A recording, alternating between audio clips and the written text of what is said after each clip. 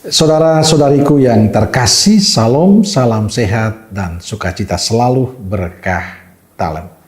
Sudahkah kita memberi senyum hari ini?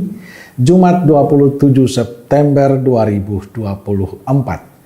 Gereja memperingati Santo Vincentius a Paulo, seorang imam.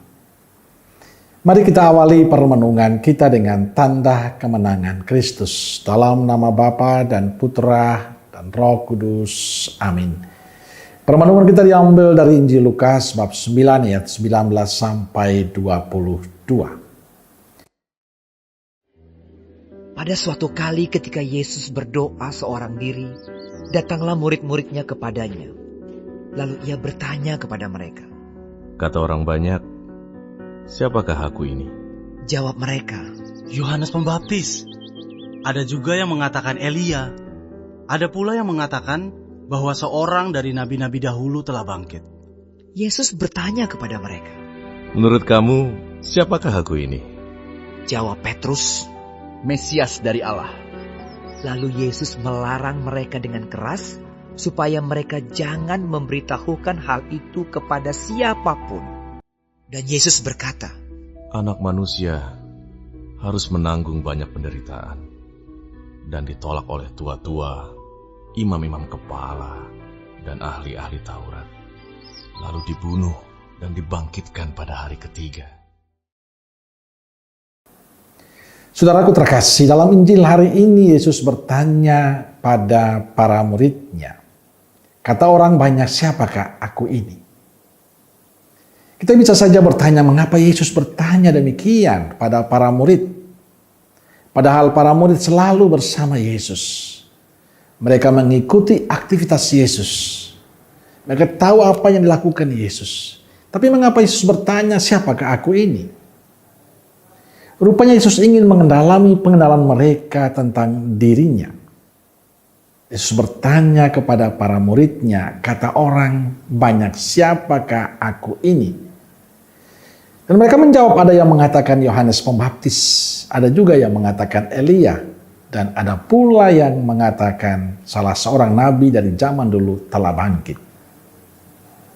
Rupanya Yesus tidak puas dengan jawaban itu, maka ia mempertajam pertanyaan itu kepada para murid. Menurut kalian, siapakah aku ini? Petrus menjawab, engkaulah Kristus dari Allah. Dan selanjutnya Yesus berkata, anak manusia harus menanggung banyak penderitaan dan ditolak oleh para tua-tua, oleh para imam, kepala, dan para ahli Taurat, lalu dibunuh. Saudaraku yang terkasih, dari dialog antara Yesus dan para murid ini jelas mau menegaskan bahwa menjadi murid Yesus tidak hanya mengaku Yesus sebagai Kristus dari Allah, tapi mau menerima resiko apapun sebagai akibat dari pilihan dan pengakuan kita kepadanya. Tentu kita harus mengenal Yesus lebih dalam.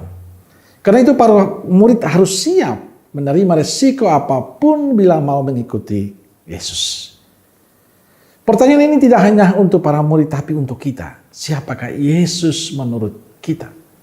Dan siapkah kita?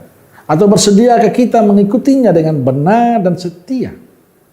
Dengan segala konsekuensinya. Siapkah kita karena Yesus tidak ditolak? Dan bahkan nyawa terancam. Inilah tantangan terbesar bagi kita para pengikutnya. Yesus tidak membutuhkan jawaban ya dari kita saja. Tapi Yesus membutuhkan bukti dari kita. Benarkah kita menjadi murid yang baik dan setia, termasuk di saat-saat yang sulit? Maka pertanyaan siapakah Yesus, siapakah aku, hendaknya dijawab dengan sebuah keyakinan bahwa pada saat saya menjawab ya, saya harus bersedia menerima segala konsekuensi atas jawaban itu. Pada saat saya mengenal Yesus lebih mendalam, saya tahu tentang Yesus, saya akrab dengan Yesus, itu berarti saya harus setia menerima segala konsekuensinya.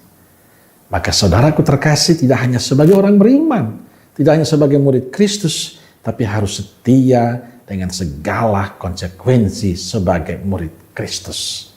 Amin. Semoga Allah yang Maha Kasih memberkati saudaraku sekalian, Bapa, Putra, Roh Kudus. Amin. Roh Kudus Nazaret, doakanlah kami. Amin. Berkah dalam.